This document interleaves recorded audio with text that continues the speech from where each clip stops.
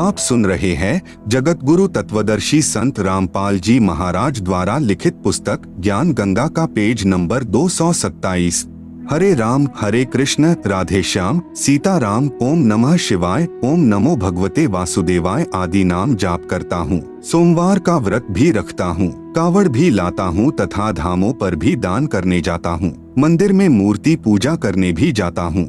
स्वर्ग प्राप्ति की इच्छा करता हूँ तथा परंपरागत पूजा के कारण एक महंत से उपदेश भी ले रखा है।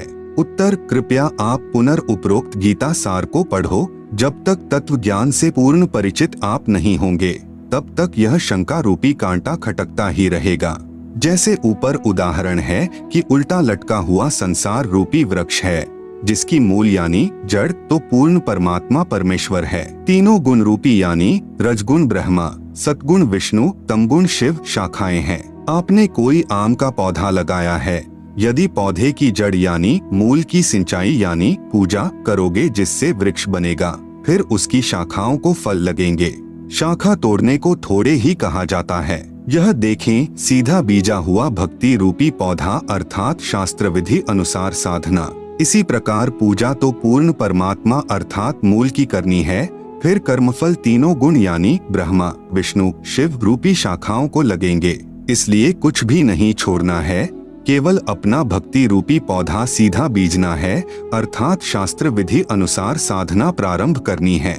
वर्तमान में सर्व पवित्र भक्त समाज शास्त्र विधि त्याग कर मनमाना आचरण कर रहा है अर्थात भक्ति रूपी पौधा उल्टा लगा रखा है। यदि किसी ने ऐसे पौधा बीज रखा हो तो उसे मूर्ख ही कहा जाता है।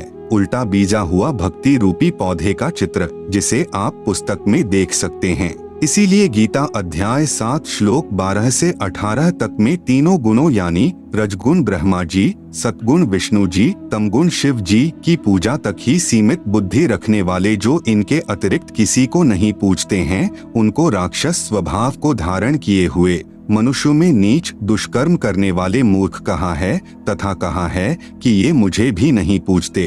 फिर अपनी साधना को भी गीता ज्ञान दाता प्रभु यानी ब्रह्म अर्थात क्षर पुरुष ने अति घटिया यानी अनुत्तमाम अर्थात व्यर्थ कहा है। इसलिए गीता अध्याय 18 श्लोक 62, 64, 66 तथा अध्याय 15 श्लोक 1 से 4 में कहा है कि उस पूर्ण परमात्मा यानी उल्टे लटके वृक्ष की मूल की पूजा कर की शरण में जा। उसकी पूजा तत्वदर्शी संत के बताए मार्ग से कर। गीता अध्याय 4 श्लोक 34 में तत्वदर्शी संत की तरफ संकेत किया है। उसी पूर्ण परमात्मा की शास्त्र विधि अनुसार साधना करने से ही साधक परम शांति तथा सतलोक को प्राप्त होता है अर्थात पूर्ण मोक्ष को प्राप्त करता है। गीता ज्ञान दाता प्रभु यानी क्षर पुरुष काल कह रहा है कि मैं भी उसी की शरण हूँ अर्थात मेरा भी इष्ट देव वही पूर्ण परमात्मा है। मैं भी उसी की पूजा करता हूँ, अन्य को भी उसी की पूजा करनी चाहिए। आप गीता जी का नित्य पाठ भी करते हो तथा साधना गीता जी में वर्णित विधि के विरुद्ध करते हो। आप सुन रहे हैं जगत गुरु तत्वदर्शी संत रामपाल जी महाराज द्वारा लिखित पुस्तक ज्ञान गंगा का पेज नंबर 228। जिन मंत्रों का यानी हरे राम हरे कृष्ण राधे श्याम सीताराम ओम नमो शिवाय ओम नमो भगवते वासुदेवाय आदि मंत्रों का आप जाप करते हो तथा अन्य साधनाएं व्रत करना, कावड़ लाना, तीर्थों व धामों पर दान तथा पूजा के लिए जाना, गंगा स्नान तथा तीर्थों पर लगने वाली प्रभी में स्नान पवित्र गीता जी में वर्णित न होने के कारण शास्त्र विधि त्याग कर मनमाना आचरण यानी पूजा हुआ, जिसे पवित्र गीता जी अध्याय 16 श्लोक 23-24 में व्यर्थ कहा है। गद्दी तथा महंत परंपरा की जानकारी। महंत व गद्दी परंपरा की जानकारी। किसी एकांत स्थान पर या शहर व किसी गांव में कोई महान आत्मा संत या साधक रहा करता था। उसके शरीर त्यागने के पश्चात उसकी याद बनाए रखने के लिए उनके शरीर के अंतिम संस्कार स्थल पर एक पत्थर या ईंटों की यादगार बना दी जाती है। फिर उस पवित्र आत्मा के अनुयायी या वंशज उसकी पत्थर की मूर्ति रख लेते हैं। कुछ समय उपरांत श्रद्धालु जाते हैं, कुछ धन दान करने लग जाते हैं, उसे मंदिर का रूप दे देते हैं तथा उस संत व ऋषि के वंशजों को धन उपार्जन का लालच हो जाता है। वे बहकाना प्रारंभ करते हैं कि जो यहाँ दर्शन करने आता है उसको पूर्ण मोक्ष प्राप्त होता है, सर्व लाभ मिलते हैं जो इसी महापुरुष के जीवन काल में शिष्यों को मिलते थे। यह मूर्ति साक्षात उसी संत जी को ही जानो, जो यहाँ नहीं आएगा उसका मोक्ष संभव नहीं, आदि आदि। उन नादानों को कोई पूछे कि जैसे कोई वैद्य था, वह नाड़ी देखकर दवाई देता था, रोगी स्वस्थ हो जाता था। उस वैद्य की मृत्यु के पश्चात उसकी मूर्ति बनाकर स्थापित करके कोई लालची कहे कि यह मूर्ति उसी वैद्य वाला कार्य करती है, जो इसके दर्शन करने आएगा वह पूर्ण स्वस्थ हो जाएगा, या स्वयं नकली वैद्य बनकर कोई बैठ जाए कि मैं भी दवाई देता हूँ, परंतु सर्व उपचार औषधि के ग्रंथ के विपरीत दे रहा है, वह धोखा दे रहा है, क्योंकि केवल धन उपार्जन उसका उद्देश्य है। किसी भी संत या प्रभु की मूर्ति आदरणीय यादगार तो है, परंतु पूजनीय नहीं है। ऐसे ही किसी संत या प्रभु की मूर्ति बनाकर उसकी आड़ में कोई पुजारी व महंत कहे कि मैं भी नाम देता हूँ, वह महानुभाव सर्व साधना उसी पवित्र शास्त्र के विपरीत दे रहा है, जो उस महान संत ने अपने अनुभव का लिखा है। तो वह नकली संत व महंत स्वयं भी दोषी है तथा अनुयायियों का भी जीवन व्यर्थ करने का भार अपने शीश पर ले रहा है। संत तो एक समय में एक ही आता है, उसके मार्ग में करोड़ों नकली संत, महंत तथा आचार्य बाधक बनते हैं। किसी संत जी के शरीर त्यागने के बाद संत या महंत परंपरा प्रारंभ होती है। पूर्व संत के स्थान की रक्षार्थ एक प्रबंधक चुना जाता है, जिसे महंत कहा जाता है। वह केवल उस पवित्र यादगार की देखभाल करने के लिए ही नियुक्त किया जाता है। आप सुन रहे हैं जगत गुरु तत्वदर्शी संत रामपाल जी महाराज द्वारा लिखित पुस्तक ज्ञान गंगा का पेज नंबर 229। फिर लालचवश वह स्वयं ही गुरु बन बैठता है तथा भक्ति चाहने वाली प्यारी आत्माएं उस पर आधारित होकर अपना जीवन व्यर्थ कर जाती हैं। महंत परंपरा का नियम बना रखा है कि पूर्व महंत का प्रथम पुत्र महंत पद का अधिकारी होगा, चाहे वह शराबी हो, चाहे वह अज्ञानी हो। यह भक्ति मार्ग है, इसमें केवल पूर्ण संत ही जीव उद्धार कर सकता है। दास ने 2-3 महंत परंपरा की पुस्तक पढ़ी, उनमें जो देखा निम्न है। नंबर 1-2 वर्ष का बच्चा गद्दी पर बैठा दिया, फिर वह बड़ा होकर नाम दान करने लग गया। दूसरी पुस्तक में पढ़ा कि एक 5 वर्ष के बच्चे का पिताजी जो महंत जी था अचानक मृत्यु को प्राप्त हो गया। बाद में संगत ने तथा उसकी माताजी ने उस 5 वर्षीय बच्चे को महंत पद पर नियुक्त कर दिया। कुछ वर्ष पर्यंत वह गुरु जी बन गया। नंबर 2, एक महंत परंपरा के इतिहास को पढ़ा कि महंत को कोई संतान नहीं हुई, उसकी मृत्यु हो गई। भाई की मृत्यु पहले हो चुकी थी, कोई संतान नहीं थी। गद्दी की रखवाली के लिए एक सेवक को उस कुल में संतान होने तक अस्थाई महंत नियुक्त कर दिया। कुछ समय उपरांत महंत कुल में किसी के लड़का हुआ, अस्थाई महंत गद्दी लेकर भाग गया। किसी अन्य शहर में स्वयं ही गद्दी स्थापना करके महंत बन बैठा, वहां नई दुकान खोल ली तथा पूर्व स्थान पर एक 2.5 वर्ष का बच्चा महंत बना दिया। नंबर 3, एक महंत परंपरा का इतिहास देखा कि बड़ा बेटा घर त्याग गया, उससे छोटे को महंत पद पर नियुक्त कर दिया। कुछ समय पर्यंत वहां मंदिर बन गया तथा अधिक चढ़ावा यानी भेंट पूजा का धन आने लगा। उस बड़े वाले की संतान ने कहा कि इस मंदिर पर हमारा अधिकार है, इस कारण झगड़ा प्रारंभ हुआ। गद्दी पर विराजमान महंत जी की हत्या कर दी गई। फिर उसका बड़ा बेटा महंत अर्थात गद्दी का अधिकारी नियुक्त कर दिया, उसकी भी हत्या कर दी गई। फिर उसका दूसरा भाई गद्दी पर बैठाया गया। दूसरे जो अपने को अधिकारी बताते थे, उन्होंने नया स्थान बनाकर नई दुकान खोल ली। एक दूसरे पर मुकदमे करके सुखमय जीवन को लालच में नरक बना लिया। वह धाम कहाँ रहा, वह तो कुरुक्षेत्र वाला महाभारत के युद्ध का मैदान हो गया। कुछ महंतों ने संत बनाने की एजेंसी ले रखी है, लाल वस्त्र धारण करवाते हैं, पूर्व नाम को बदलकर अन्य नाम रख देते हैं। फिर वह बनावटी महंत का बनावटी शिष्य नकली संत बनकर भोली आत्माओं के जीवन के साथ खिलवाड़ करता है तथा अनमोल मनुष्य जीवन को स्वयं भी व्यर्थ कर रहा है तथा भोली आत्माओं के जीवन को भी नाश कर रहा है तथा महापाप का भागी बन रहा है। जिस समय राजा परीक्षित जी को सर्प ने डसना था, उस समय पूर्ण गुरु की आवश्यकता पड़ी, क्योंकि पूर्ण संत बिना जीव का कल्याण असंभव है। उस समय पृथ्वी के सर्व ऋषियों ने राजा परीक्षित को दीक्षा देने तथा 7 दिन श्रीमद्भागवत सुधा सागर की कथा सुनाने से मना कर दिया, क्योंकि 7वें दिन पोल खुलनी थी, इसी कारण से कोई सामने नहीं आया। आप सुन रहे हैं जगत गुरु तत्वदर्शी संत रामपाल जी महाराज द्वारा लिखित पुस्तक ज्ञान गंगा का पेज नंबर 230। स्वयं श्रीमद्भागवत सुधा सागर के लेखक महर्षि वेदव्यास जी ने भी असमर्थता व्यक्त की,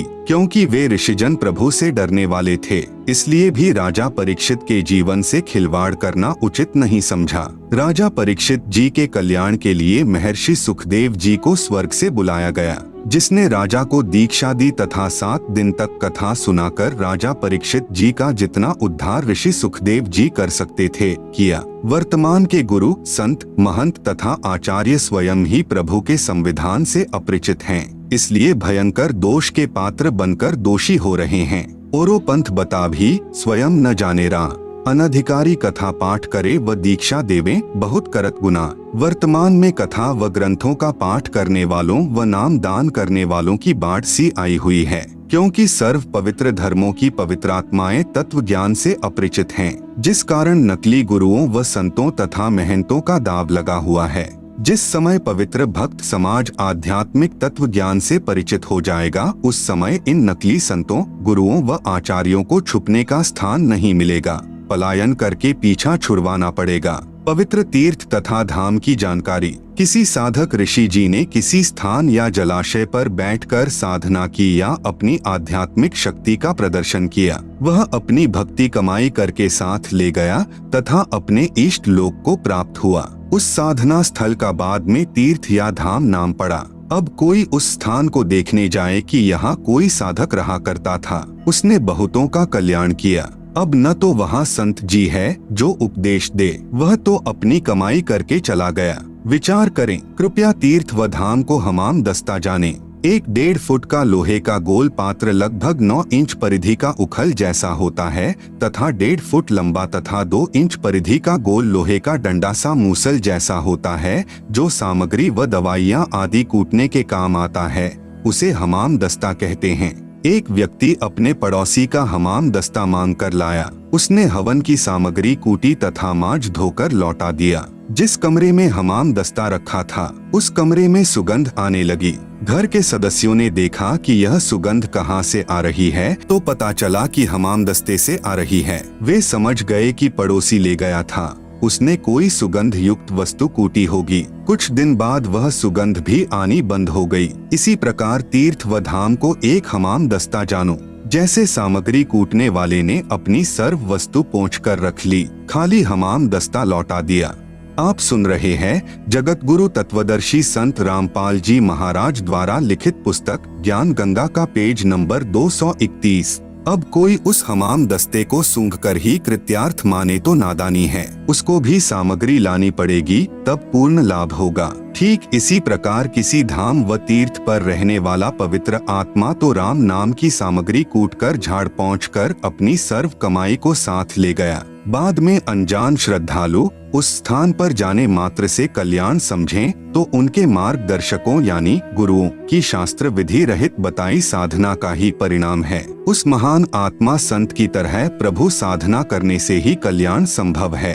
उसके लिए तत्वदर्शी संत की खोज करके उससे उपदेश लेकर आजीवन भक्ति करके मोक्ष प्राप्त करना चाहिए। शास्त्र विधि अनुकूल सत साधना मुझ दास के पास उपलब्ध है, कृपया निशुल्क प्राप्त करें। श्री अमरनाथ धाम की स्थापना कैसे हुई? भगवान शंकर जी ने पार्वती जी को एकांत स्थान पर उपदेश दिया था, जिस कारण से माता पार्वती जी इतनी मुक्त हो गई कि जब तक प्रभु शिव जी तमोगुण की मृत्यु नहीं होगी, तब तक उमा जी की भी मृत्यु नहीं होगी। 7 ब्रह्मा जी रजोगुण की मृत्यु के उपरांत भगवान विष्णु सतोगुण की मृत्यु होगी। 7 विष्णु जी की मृत्यु के पश्चात शिव जी की मृत्यु होगी, तब माता पार्वती जी भी मृत्यु को प्राप्त होगी। पूर्ण मोक्ष नहीं हुआ।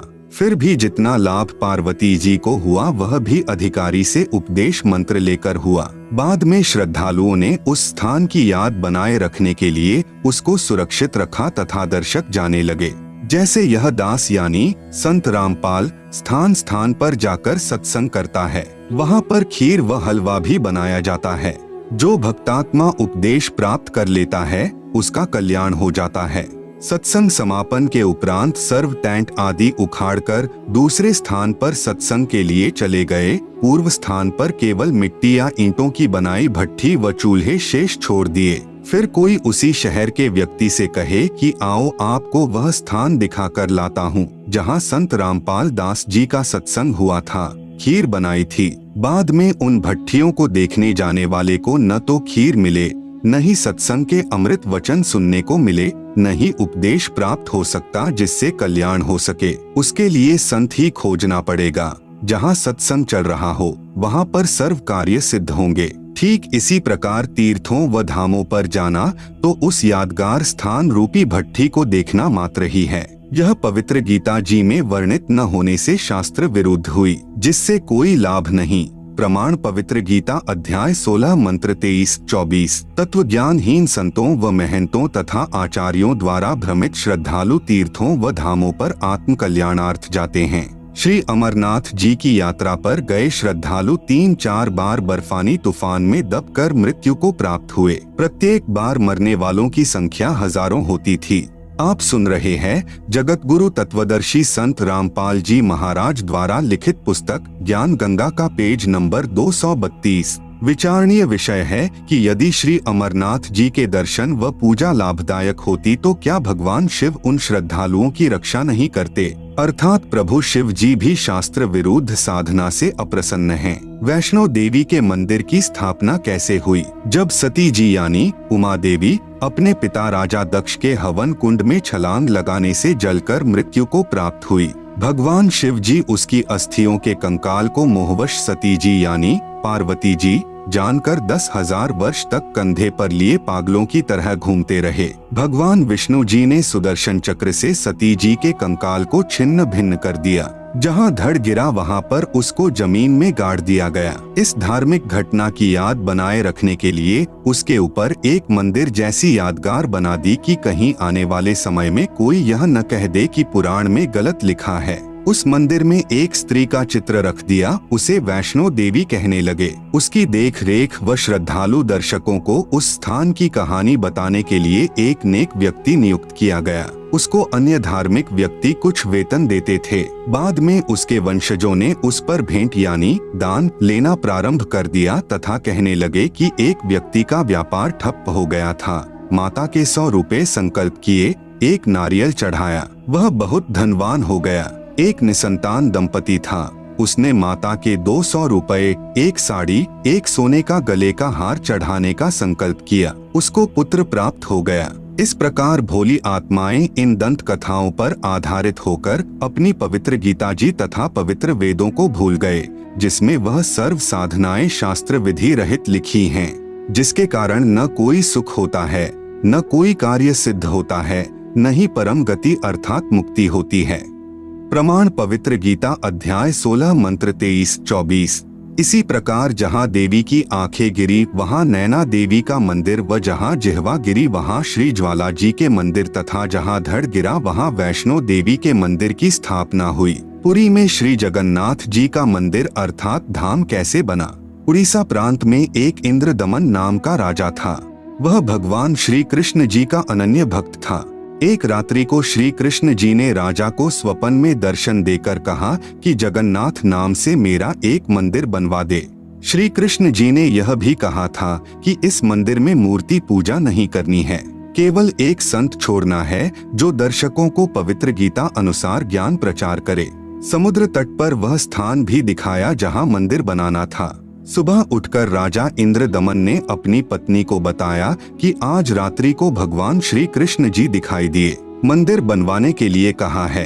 आप सुन रहे हैं जगत गुरु तत्वदर्शी संत रामपाल जी महाराज द्वारा लिखित पुस्तक ज्ञान गंगा का पेज नंबर 233।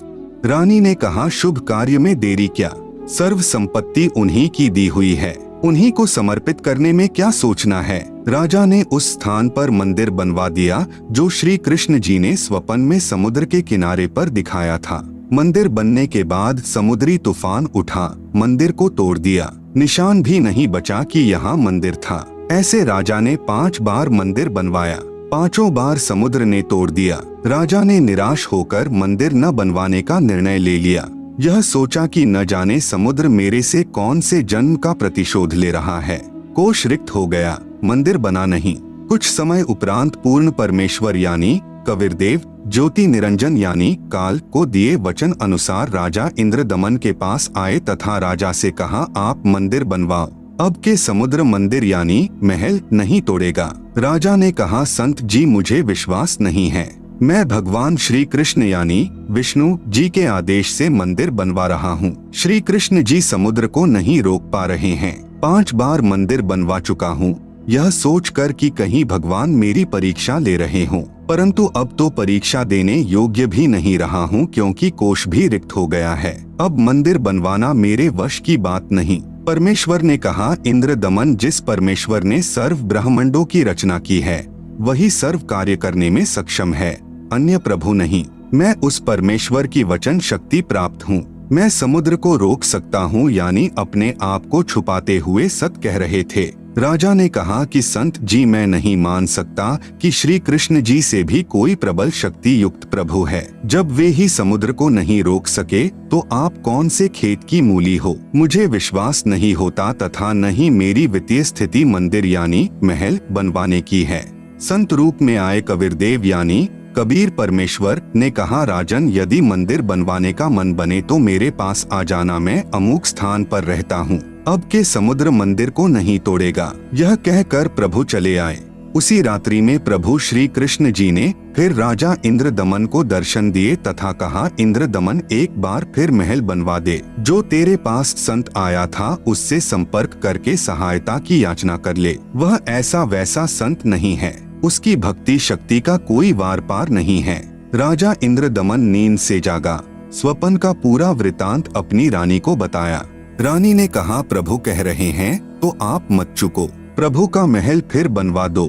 रानी की सद्भावना युक्त वाणी सुनकर राजा ने कहा, अब तो कोष भी खाली हो चुका है, यदि मंदिर नहीं बनवाऊंगा तो प्रभु अप्रसन्न हो जाएंगे। मैं तो धर्म संकट में फंस गया हूँ। रानी ने कहा, मेरे पास गहने रखे हैं, उनसे आसानी से मंदिर बन जाएगा। आप यह गहने लो तथा प्रभु के आदेश का पालन करो। यह कहते हुए रानी ने सर्व गहने जो घर रखे थे तथा जो पहन रखे थे निकालकर प्रभु के निमित्त अपने पति के चरणों में समर्पित कर दिए। आप सुन रहे हैं जगत गुरु तत्वदर्शी संत रामपाल जी महाराज द्वारा लिखित पुस्तक ज्ञान गंगा का पेज नंबर 234।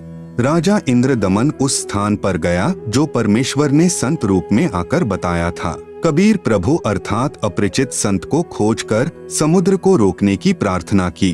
प्रभु कबीर जी यानी कबीरदेव ने कहा कि जिस तरफ से समुद्र उठकर आता है वहां समुद्र के किनारे एक चौरा यानी चबूतरा बनवा दे, जिस पर बैठकर मैं प्रभु की भक्ति करूंगा तथा समुद्र को रोकूंगा। राजा ने एक बड़े पत्थर को कारीगरों से चबूतरा जैसा बनवाया। परमेश्वर कबीर उस पर बैठ गए। छठी बार मंदिर बनना प्रारंभ हुआ। उसी समय एक नाथ परंपरा के सिद्ध महात्मा आ गए। नाथ जी ने राजा से कहा, राजा बहुत अच्छा मंदिर बनवा रहे हो, इसमें मूर्ति भी स्थापित करनी चाहिए। मूर्ति बिना मंदिर कैसा, यह मेरा आदेश है। राजा इंद्रदमन ने हाथ जोड़कर कहा, नाथ जी प्रभु श्री कृष्ण जी ने मुझे स्वप्न में दर्शन देकर मंदिर बनवाने का आदेश दिया था तथा कहा था कि इस महल में न तो मूर्ति रखनी है न ही पाखंड पूजा करनी है। राजा की बात सुनकर नाथ ने कहा, स्वप्न भी कोई सत होता है, मेरे आदेश का पालन कीजिए तथा चंदन की लकड़ी की मूर्ति अवश्य स्थापित कीजिएगा। यह कहकर नाथ जी बिना जलपान ग्रहण किए उठ गए। राजा ने डर के मारे चंदन की लकड़ी मंगवाई तथा कारीगर को मूर्ति बनाने का आदेश दे दिया। एक मूर्ति श्री कृष्ण जी की स्थापित करने का आदेश श्रीनाथ जी का था। फिर अन्य गुरुओं संतों ने राजा को राय दी कि अकेले प्रभु कैसे रहेंगे, वे तो श्री बलराम को सदा साथ रखते थे। एक ने कहा, बहन सुभद्रा तो भगवान श्री कृष्ण जी की लाडली बहन थी, वह कैसे अपने भाई बिना रह सकती है। 3 मूर्तियां बनवाने का निर्णय लिया गया।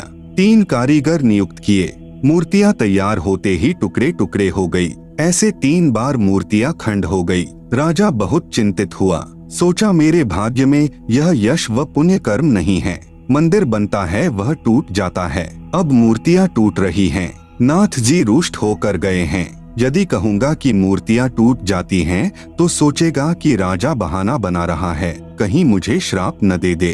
चिंताग्रस्त राजा न तो आहार कर रहा है, न रात्रि भर निंद्रा आई। सुबह बेचैन अवस्था में राज दरबार में गया। उसी समय पूर्ण परमात्मा यानी कबीरदेव कबीर प्रभु एक 80 वर्षीय कारीगर का रूप बनाकर राज दरबार में उपस्थित हुआ। कमर पर एक थैला लटकाए हुए था, जिसमें आरी बाहर स्पष्ट दिखाई दे रही थी, मानो बिना बताए कारीगर का परिचय दे रही थी, तथा अन्य बसोला व बर्मा आदि थैले में भरे थे। कारीगर वेश में प्रभु ने राजा से कहा, मैंने सुना है कि प्रभु के मंदिर के लिए मूर्तियां पूर्ण नहीं हो रही हैं। मैं 80 वर्ष का वृद्ध हो चुका हूँ तथा 60 वर्ष का अनुभव है। चंदन की लकड़ी की मूर्ति प्रत्येक कारीगर नहीं बना सकता। यदि आपकी आज्ञा हो तो सेवक उपस्थित है। राजा ने कहा, कारीगर आप मेरे लिए भगवान ही कारीगर बनकर आए लगते हो। मैं बहुत चिंतित था, सोच ही रहा था कि कोई अनुभवी कारीगर मिले तो समस्या का समाधान बने। आप शीघ्र मूर्तियां बना दो। आप सुन रहे हैं जगत गुरु तत्वदर्शी संत रामपाल जी महाराज द्वारा लिखित पुस्तक ज्ञान गंगा का पेज नंबर 235। वृद्ध कारीगर रूप में आए कबीरदेव यानी कबीर प्रभु ने कहा, राजन मुझे एक कमरा दे दो जिसमें बैठकर प्रभु की मूर्ति तैयार करूंगा। मैं अंदर से दरवाजा बंद करके स्वच्छता से मूर्ति बनाऊंगा।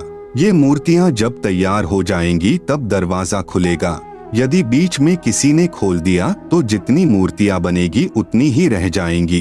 राजा ने कहा, जैसा आप उचित समझो वैसा करो। 12 दिन मूर्तियां बनाते हो गए तो नाथ जी आ गए।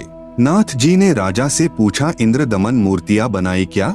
राजा ने करबद्ध होकर कहा कि आपकी आज्ञा का पूर्ण पालन किया गया है महात्मा जी, परंतु मेरा दुर्भाग्य है कि मूर्तियां बन नहीं पा रही हैं। आधी बनते ही टुकड़े टुकड़े हो जाती हैं। नौकरों से मूर्तियों के टुकड़े मंगवाकर नाथ जी को विश्वास दिलाने के लिए दिखाएं। नाथ जी ने कहा कि मूर्ति अवश्य बनवानी है, अब बनवाओ, मैं देखता हूँ कैसे मूर्ति टूटती है। राजा ने कहा, नाथ जी प्रयत्न किया जा रहा है। प्रभु का भेजा एक अनुभवी 80 वर्षीय कारीगर बंद कमरे में मूर्ति बना रहा है। उसने कहा है कि मूर्तियां बन जाने पर मैं अपने आप द्वार खोल दूंगा। यदि किसी ने बीच में द्वार खोल दिया तो जितनी मूर्तियां बनी होंगी उतनी ही रह जाएंगी। आज उसे मूर्ति बनाते 12 दिन हो गए, न तो बाहर निकला है न ही जलपान तथा आहार ही किया है। नाथ जी ने कहा कि मूर्तियां देखनी चाहिए, कैसी बना रहा है, बनने के बाद क्या देखना है, ठीक नहीं बनी होंगी तो ठीक बनाएंगे। यह कहकर नाथ जी राजा इंद्रदमन को साथ लेकर उस कमरे के सामने गए जहां मूर्ति बनाई जा रही थी तथा आवाज लगाई, कारीगर द्वार खोलो। कई बार कहा परंतु द्वार नहीं खुला तथा जो खट खट की आवाज आ रही थी वह भी बंद हो गई। नाथ जी ने कहा कि 80 वर्षीय वृद्ध बता रहे हो, 12 दिन खाना पीना भी नहीं किया है, अब आवाज भी बंद है, कहीं मर न गया हो। धक्का मारकर दरवाजा तोड़ दिया, देखा तो 3 मूर्तियां रखी थी। तीनों के हाथ के व पैरों के पंजे नहीं बने थे। कारीगर अंतर ध्यान था। मंदिर बनकर तैयार हो गया और चारा न देखकर अपने हठ पर अडिग नाथ जी ने कहा, ऐसी ही मूर्तियों को स्थापित कर दो। हो सकता है प्रभु को यही स्वीकार हो। लगता है श्री कृष्ण ही स्वयं मूर्तियां बनाकर गए हैं। मुख्य पांडे ने शुभ मुहूर्त निकालकर अगले दिन ही मूर्तियों की स्थापना कर दी। सर्व पांडे तथा मुख्य पांडा व राजा तथा सैनिक व श्रद्धालु मूर्तियों में प्राण स्थापना करने के लिए चल पड़े। पूर्ण परमेश्वर यानी कबीरदेव एक शूद्र का रूप धारण करके मंदिर के मुख्य द्वार के मध्य में मंदिर की ओर मुख करके खड़े हो गए। ऐसी लीला कर रहे थे मानो उनको ज्ञान ही न हो कि पीछे से प्रभु की प्राण स्थापना की सेना आ रही है। आगे आगे मुख्य पांडा चल रहा था। परमेश्वर फिर भी द्वार के मध्य में ही खड़े रहे। निकट आकर मुख्य पांडे ने शूद्र रूप में खड़े परमेश्वर को ऐसा धक्का मारा कि दूर जाकर गिरे तथा एकांत स्थान पर शूद्र लीला करते हुए बैठ गए। राजा सहित सर्व श्रद्धालुओं ने मंदिर के अंदर जाकर देखा तो सर्व मूर्तियां उसी द्वार पर खड़े शूद्र रूप परमेश्वर का रूप धारण किए हुए थी। आप सुन रहे हैं जगत गुरु तत्वदर्शी संत रामपाल जी महाराज द्वारा लिखित पुस्तक ज्ञान गंगा का पेज नंबर 236। इस कौतुक को देखकर उपस्थित व्यक्ति अचंभित हो गए। मुख्य पांडा कहने लगा, प्रभु क्षुब्ध हो गया है क्योंकि मुख्य द्वार को उस शूद्र ने अशुद्ध कर दिया है, इसलिए सर्व मूर्तियों ने शूद्र रूप धारण कर लिया है। बड़ा अनिष्ट हो गया है।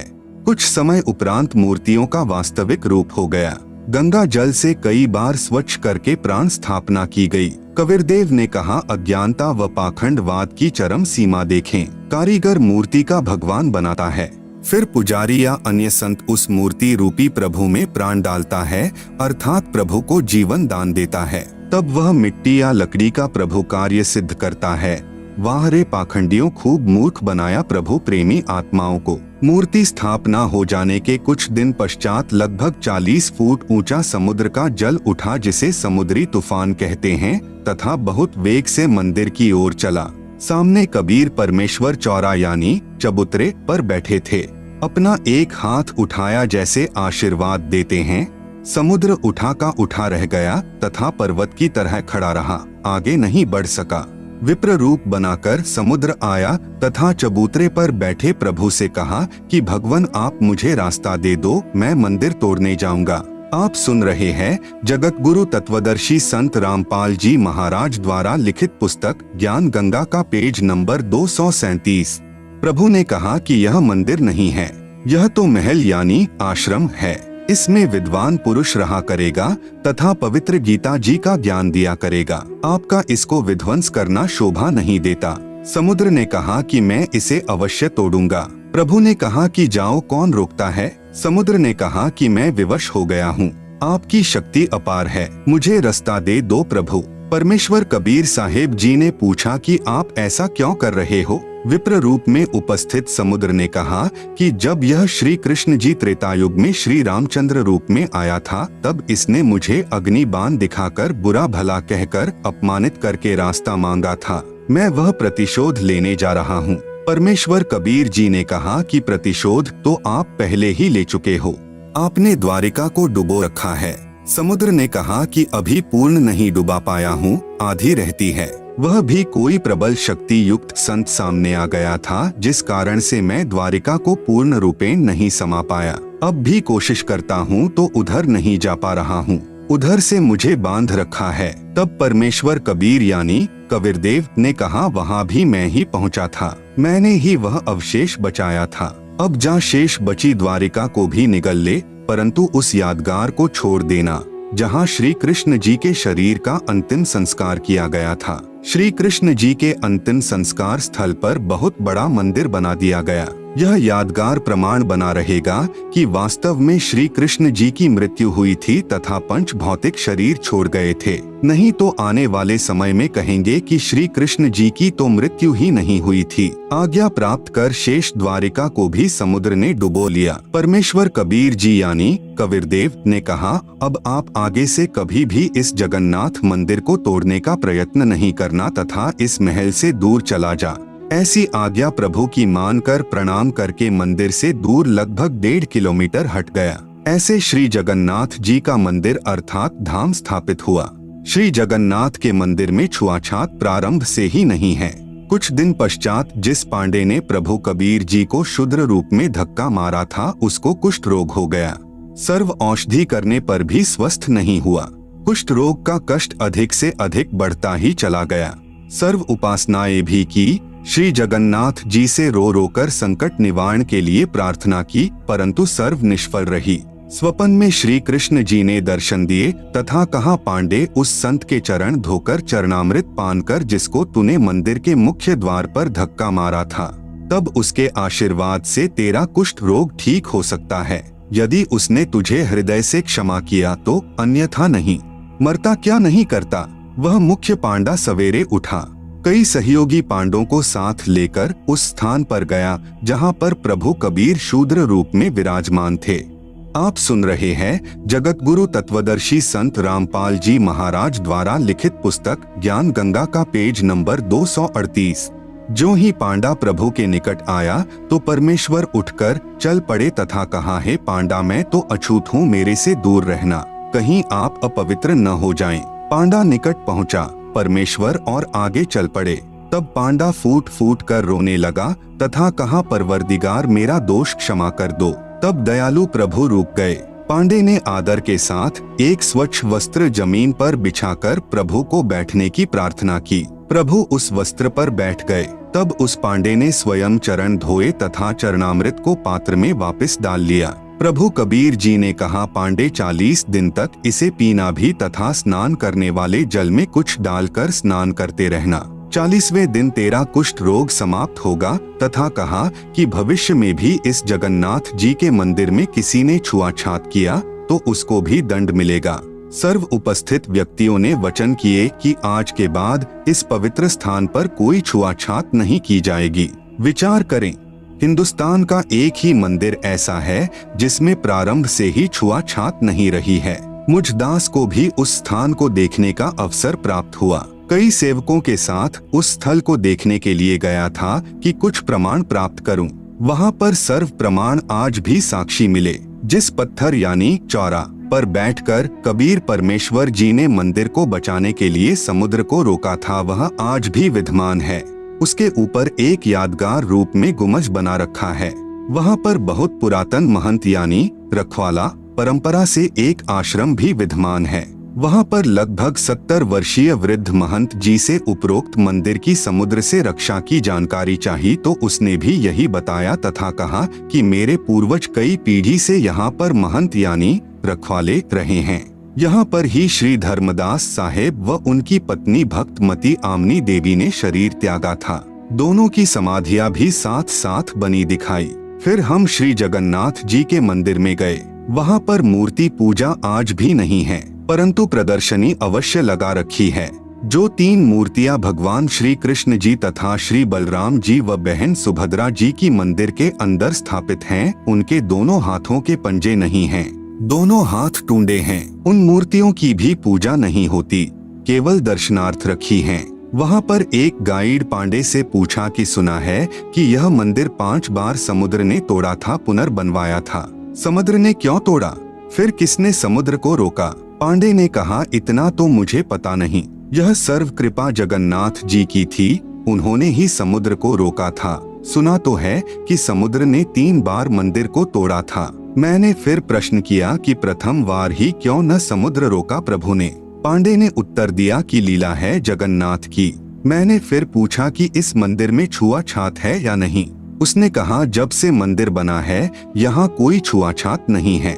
आप सुन रहे हैं जगत गुरु तत्वदर्शी संत रामपाल जी महाराज द्वारा लिखित पुस्तक ज्ञान गंगा का पेज नंबर 239। मंदिर में शूद्र तथा पांडा एक थाली या पत्तल में खाना खा सकते हैं, कोई मना नहीं करता। मैंने प्रश्न किया, पांडे जी अन्य हिंदू मंदिरों में तो पहले बहुत छुआछात थी, इसमें क्यों नहीं? प्रभु तो वही है। पांडे का उत्तर था, लीला है जगन्नाथ की।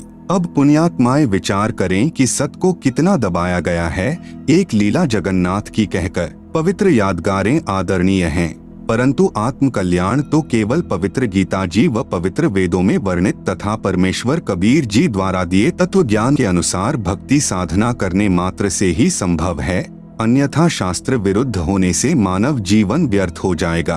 प्रमाण गीता अध्याय 16 मंत्र 23-24। श्री जगन्नाथ के मंदिर में प्रभु के आदेशानुसार पवित्र गीता जी के ज्ञान की महिमा का गुणगान होना ही श्रेयकर है, तथा जैसा श्रीमद् भगवत गीता जी में भक्ति विधि है, उसी प्रकार साधना करने मात्र से ही आत्म कल्याण संभव है, अन्यथा जगन्नाथ जी के दर्शन मात्र या खिचड़ी प्रसाद खाने मात्र से कोई लाभ नहीं, क्योंकि यह क्रिया श्री गीता जी में वर्णित न होने से शास्त्र विरुद्ध हुई, जो अध्याय 16 मंत्र 23-24 में प्रमाण है।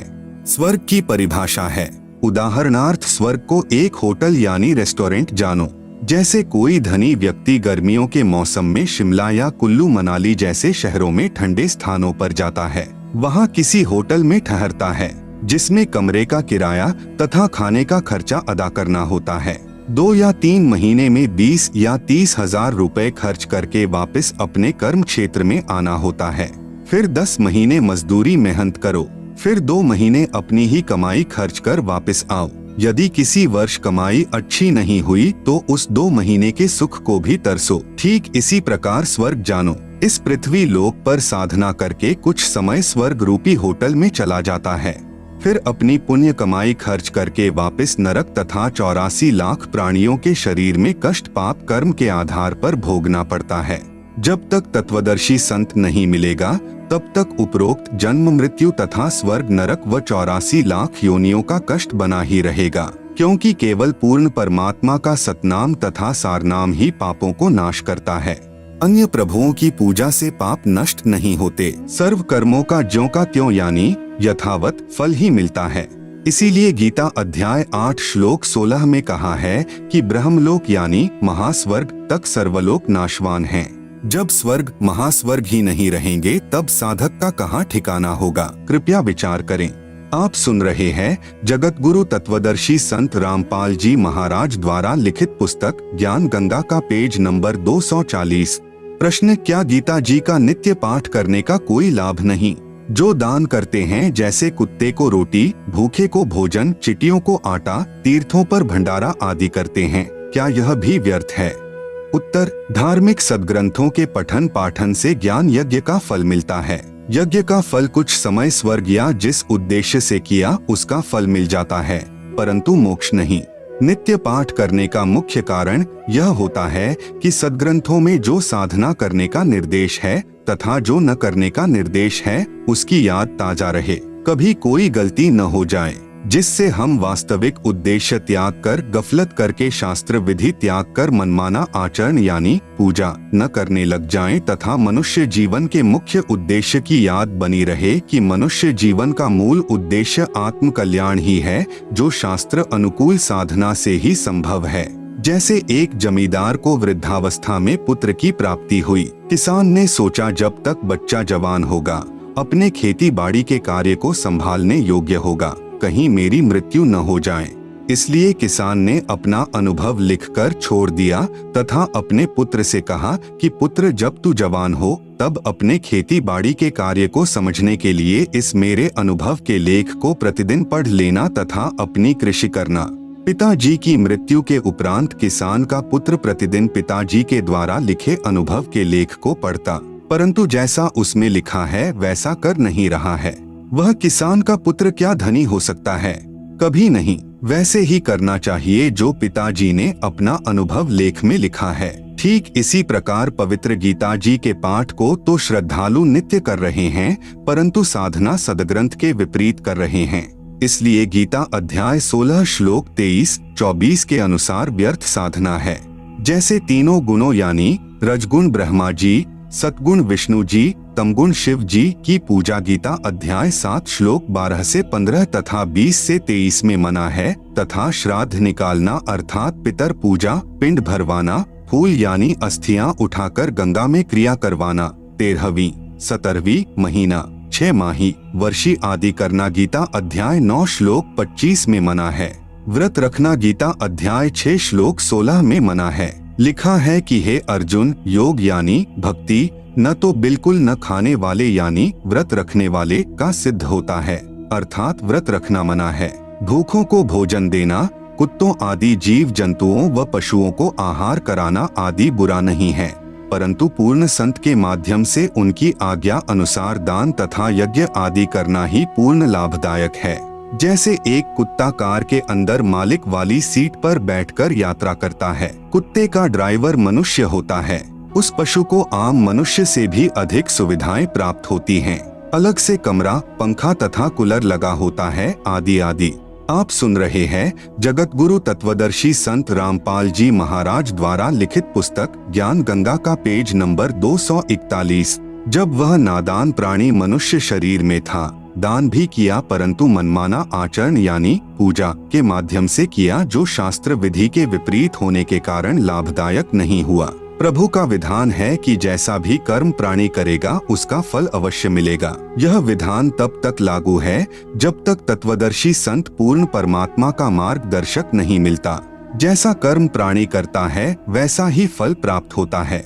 इस विधान के अनुसार वह तीर्थों तथा धामों पर या अन्य स्थानों पर भंडारे द्वारा तथा कुत्ते आदि को रोटी डालने के कर्म के आधार पर कुत्ते की योनि में चला गया, वहां पर भी किया कर्म मिला। कुत्ते के जीवन में अपनी पूर्व जन्म की शुभ कर्म की कमाई को समाप्त करके गधे की योनि में चला जाएगा।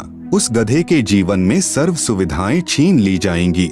सारा दिन मिट्टी, कच्ची पक्की ईंटें ढोएगा, तत्पश्चात अन्य प्राणियों के शरीर में कष्ट उठाएगा तथा नरक भी भोगना पड़ेगा। 84 लाख योनियों का कष्ट भोग कर फिर मनुष्य शरीर प्राप्त करता है। फिर क्या जाने भक्ति बने या न बने। जैसे धाम तथा तीर्थ पर जाने वाले के पैरों नीचे या जिस सवारी द्वारा जाता है उसके पहियों के नीचे जितने भी जीव जंतु मरते हैं उनका पाप भी तीर्थ व धाम यात्री को भोगना पड़ता है। जब तक पूर्ण संत जो पूर्ण परमात्मा की सत साधना बताने वाला नहीं मिले तब तक पाप नाश यानी क्षमा नहीं हो सकते, क्योंकि ब्रह्मा, विष्णु, महेश, ब्रह्म यानी क्षर पुरुष काल तथा परब्रह्म यानी अक्षर पुरुष की साधना से पाप नाश यानी क्षमा नहीं होते। पाप तथा पुण्य दोनों का फल भोगना पड़ता है।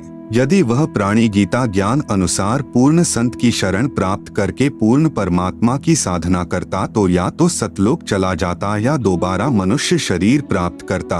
पूर्व पुण्यों के आधार से फिर कोई संत मिल जाता है, वह प्राणी फिर शुभ कर्म करके पार हो जाता है। इसलिए उपरोक्त मनमाना आचरण लाभदायक नहीं है। प्रश्न: गीता अध्याय 3 श्लोक 35 तथा अध्याय 18 श्लोक 47 में कहा है कि अच्छी प्रकार आचरण में लाए हुए दूसरे के धर्म से गुण रहित भी अपना धर्म अति उत्तम है। अपने धर्म में मरना भी कल्याणकारक है। दूसरे का धर्म भय को देने वाला है। इससे सिद्ध होता है कि जो भी जैसी पूजा करता है उसे त्यागना नहीं चाहिए। अपने धर्म में मरना भी कल्याणकारक है। उत्तर: यदि गीता अध्याय 3 श्लोक 35 तथा अध्याय 18 श्लोक 47 का अर्थ यही है कि जो जैसी पूजा करता है करता रहे, उसे मत त्यागो, तो पवित्र श्रीमद् भगवद गीता जी के ज्ञान की क्या आवश्यकता थी। एक श्लोक बहुत था। श्री गीता जी के इन श्लोकों का भावार्थ सही है, परंतु अनुवादकर्ताओं ने विपरीतार्थ किया है। आप सुन रहे हैं जगत गुरु तत्वदर्शी संत रामपाल जी महाराज द्वारा लिखित पुस्तक ज्ञान गंगा का पेज नंबर 242। कृपया निम्न पढ़े उपरोक्त दोनों श्लोकों का वास्तविक अर्थ। अध्याय 3 का श्लोक 35। श्रेयान स्वधर्मः विगुणः परधर्मात् स्वनुष्ठितात् स्वधर्मे निधनम श्रेयः परधर्मः भयावह। अनुवाद: विगुणः यानी गुण रहित अर्थात शास्त्र विधि त्याग कर, स्वनुष्ठितात यानी स्वयं मनमाना अच्छी प्रकार आचरण में लाए हुए, परधर्मात् यानी दूसरों की धार्मिक पूजा से, स्वधर्मः यानी अपनी शास्त्र विधि अनुसार पूजा, श्रेयान यानी अति उत्तम है, शास्त्रानुकूल, स्वधर्मे यानी अपनी पूजा में तो, निधनम यानी मरना भी, श्रेयः यानी कल्याणकारक है, और परधर्मः यानी दूसरे की पूजा, भयावह यानी भय को देने वाली है। अध्याय 18 का श्लोक 47। श्रेयान स्वधर्मः विगुणः परधर्मात् स्वनुष्ठितात् स्वभावनेतम कर्म कुर्वन् न आपनोति किल्बिषम्। अनुवाद: विगुणः यानी गुण रहित, स्वनुष्ठितात् यानी स्वयं मनमाना अर्थात शास्त्र विधि रहित अच्छी प्रकार आचरण किए हुए, परधर्मात् यानी दूसरे के धर्म अर्थात धार्मिक पूजा से, स्वधर्मः यानी अपना धर्म अर्थात शास्त्र विधि अनुसार धार्मिक पूजा, श्रेयान यानी श्रेष्ठ है, स्वभावनीतम यानी स्वयं ही अपने स्वभाव अनुसार बनाए मनमाने आचरण से, कर्म यानी भक्ति कर्म, न यानी मत, कुर्वन यानी करो, किल्बिषम यानी जिससे पाप को, आपनोति यानी प्राप्त होता है। विशेष इसी का प्रमाण गीता अध्याय 17 के श्लोक 1 से 6 में स्पष्ट है। उपरोक्त श्लोकों में स्पष्ट है कि अपनी शास्त्र विधि अनुसार साधना श्रेष्ठ है, चाहे दूसरों की चमक धमक वाली साधना कितनी ही सुनियोजित लगे, वह हानिकारक होती है। जैसे माता का जागरण करने वाले बहुत सुरीली आवाज में गाना गाकर माता की स्तुति मन घड़ंत कविताओं द्वारा पूरे साज बाज के साथ करते हैं, उस स्वनुष्ठितात यानी स्वयं निर्मित शास्त्र विधि रहित साधना पर आकर्षित होकर अपनी शास्त्र अनुकूल साधना नहीं त्यागनी चाहिए। जैसे कोई साधक सत साधना पर लगता है तो वह पूर्व की शास्त्र विरुद्ध पूजाओं को त्याग देता है, जैसे पितर पूजा, मंदिर आदि में जाना आदि। तब अन्य शास्त्र विधि विरुद्ध साधना करने वाले कहते हैं कि आपने सर्व पूर्व पूजाएं त्याग दी हैं, आपसे सर्व देव रुष्ट हो जाएंगे। एक व्यक्ति ने ऐसा ही किया था, उसका इकलौता पुत्र मर गया। इस तरह यह दूसरों की शास्त्र विरुद्ध साधना भय पैदा करती हैं। परंतु अपनी शास्त्र अनुकूल साधना को अंतिम श्वास तक करते रहना ही कल्याणकारक है। प्रश्न, मैं गीता अध्याय 6 श्लोक 10 से 15 में वर्णित विधि अनुसार एक आसन पर बैठकर सिर आदि अंगों को सम करके ध्यान करता हूँ, एकादशी का व्रत भी रखता हूँ, इस प्रकार शांति को प्राप्त हो जाऊंगा।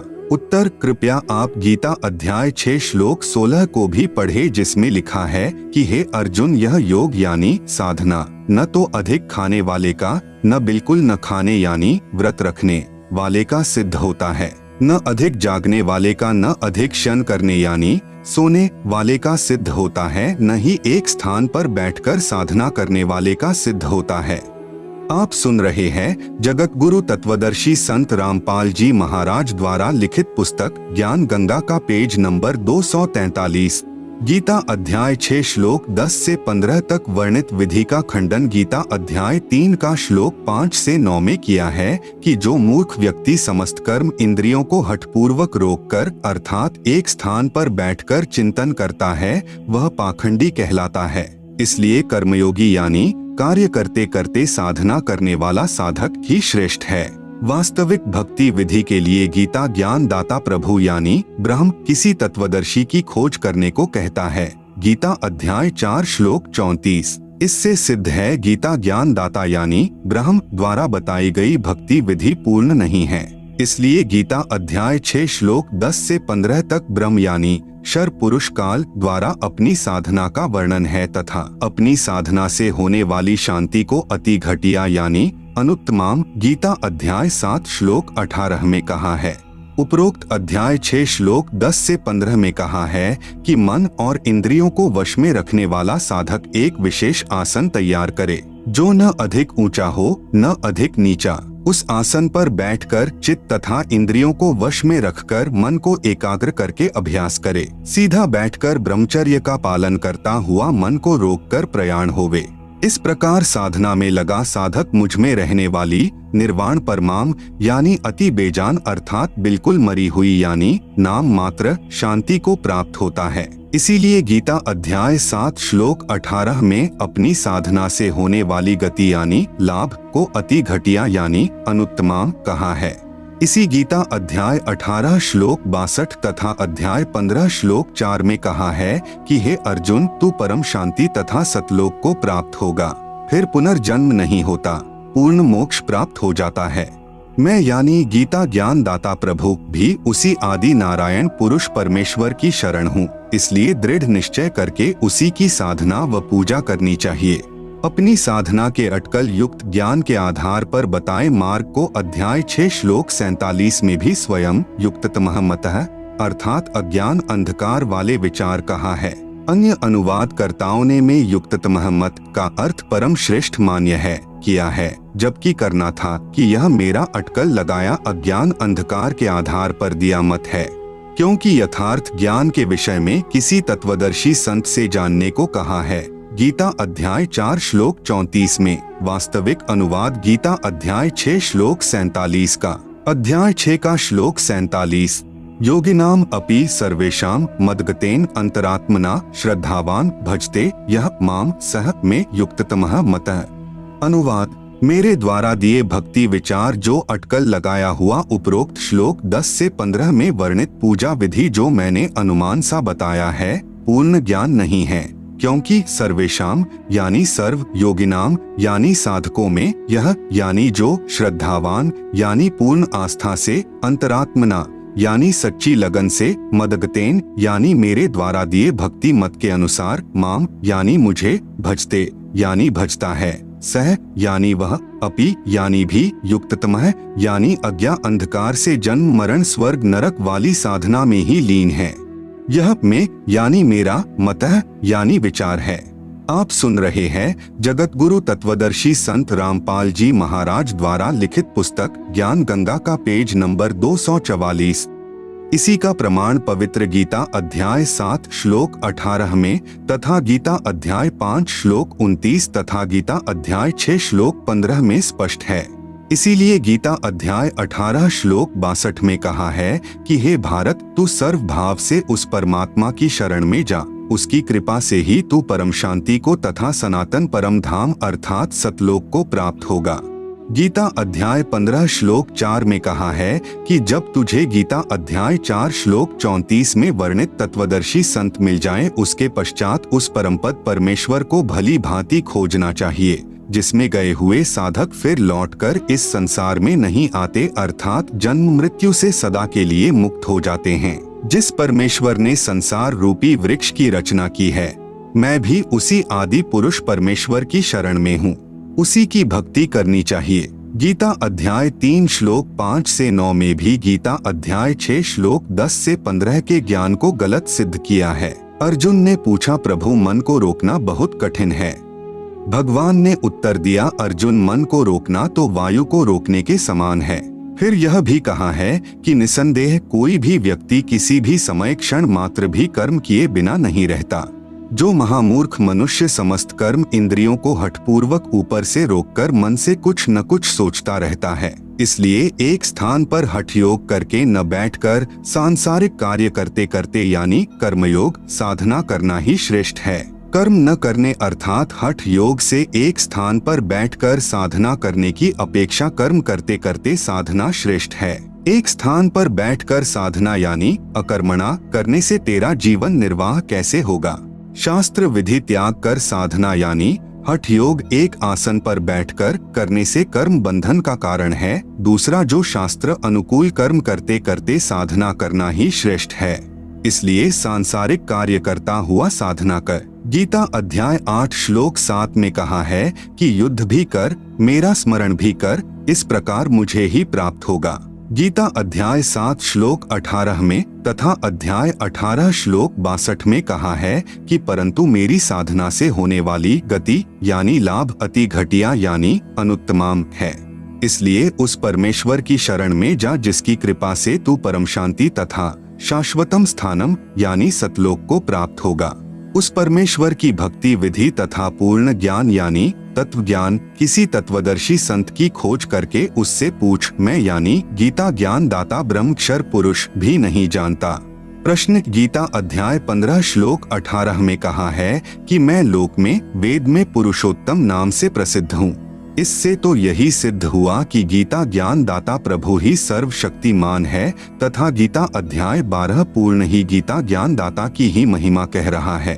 उत्तर, गीता जी में गीता ज्ञान दाता प्रभु अपनी साधना तथा समर्थता भी कह रहा है तथा साथ साथ उस पूर्ण परमात्मा की महिमा भी कह रहा है तथा उस परमेश्वर की साधना के लिए तत्वदर्शी संत की ओर संकेत भी कर रहा है। गीता अध्याय 12 पूरा ब्रह्म यानी क्षर पुरुष यानी काल की महिमा से परिपूर्ण है तथा गीता अध्याय 13 सारा उस पूर्ण परमात्मा अर्थात आदि पुरुष परमेश्वर की महिमा से परिपूर्ण है।